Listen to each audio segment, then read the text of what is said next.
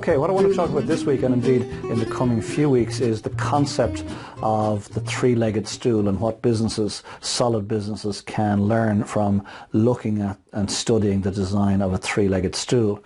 Now, why a three-legged stool, I hear you ask? Well, let me explain. We've all of us sat at cafe tables over the years and had those cafe tables wobble.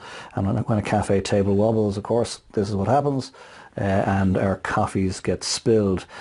So how do you stop a cafe table from wobbling? Well, all of us have had the experience of looking around for something to slot under one leg or the other to stabilize the table, and once the table is steady, well, happy days, off we go. The same principle applies to, in fact, four-legged chairs where one leg can wobble back and forth. And what's causing that problem? Firstly, it's likely to be, or could probably be, the floor itself. If the floor is uneven and if there are four legs, well then one of the four legs ends up hovering above instead of resting solidly on the floor. Same with the table. If there are four legs, one leg can find itself hovering above the floor instead of resting on it. If you've got three legs on a stool, or indeed a three-legged table using a pedestal design, the table or the stool will always be rock solid, will always be steady. It's a very interesting concept, and it doesn't necessarily mean, by the way, that the top of the table or the top of the stool would be perfectly level. It is possible that it would be slightly angled, but at least it would be rock solid. And the analogy that I'd like to bring to bear is the analogy that your business and my business can benefit from that particular design, because what we want strong, solid businesses that can sustain impact over the years. So if we assume for a moment that the marketplace in which you or I operate is in fact the floor, alluded to in the cafe example above, and it's beyond our control, it's vast, it's uneven, it's undulating, and assume for a moment that our business is in fact the three-legged stool that operates within the market and therefore sits on the floor, well then let me explain to you why I believe by building three solid legs and no less and no more that you have the best opportunity of building a solid business that in fact has the best opportunity of becoming sustainable. The three legs on the stool, the three legs of business that I recommend that you consider building and building solidly are brand, systems and people. Three legs only. Brand, systems and people. And if you're successful at building a brand along with some solid systems and robust systems, and you're successful at attracting great people into your organization, well then your business has the opportunity to grow.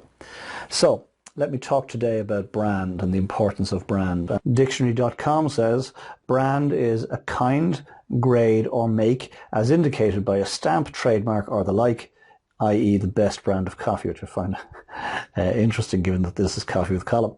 And but that's what they define brand to be. I'm personally fascinated by brands and trademarks. If you take, for example, the swipe on a background, a white swipe on a black background, or indeed a black swipe on a white background, what brand does it represent? You're right, Nike. If you're driving down the road and you come across, in the distance you see a large golden M, what brand does that represent? Yes, McDonald's. And if you happen to be in a school and you see a lunch bag on a desk and the lunch bag has twin gold stars and a purple background, what brand is that? Yes, it's Carambola. Global domination starts here. And so you and I need to give careful thought to our branding, and that includes obviously our logo, and it includes obviously our trademark, but it also includes how our business is represented. I was talking with Cole Campbell of the Campbell family that owns the Bewley's brand, and Bewley's is the best known Irish brand in Ireland today next to Guinness. And Cole himself asked me the question. He said, what is your brand? And then he went on to answer. He said, your brand is everything that you do. So obviously it includes your logo, it includes your trademark, it includes your corporate colours, it includes the livery on your vehicles, it includes uniforms perhaps, it includes your business cards on your website, it includes all those representations. But your brand is everything, and your brand includes the product that you supply or the service that you supply, but it also includes how you answer the phone. It also includes how you treat your staff. It also likely includes how you treat your suppliers and perhaps even how you treat your competitors. Your brand is all pervasive, and everything you do has an impact on your brand, and brands can be very valuable. It's reported that, and my figures are somewhat out of date, but some years back, the Coca-Cola company, the Coca-Cola business, was worth something like 160 billion. But of the 160 billion, 80 billion of it was attributed to the value of the brand itself, not just the business, but the brand itself. So it behooves you and I to give careful thought to our brand. You see, as Cole Campbell said, your brand is everything. It's everything you do. It's everything you stand for.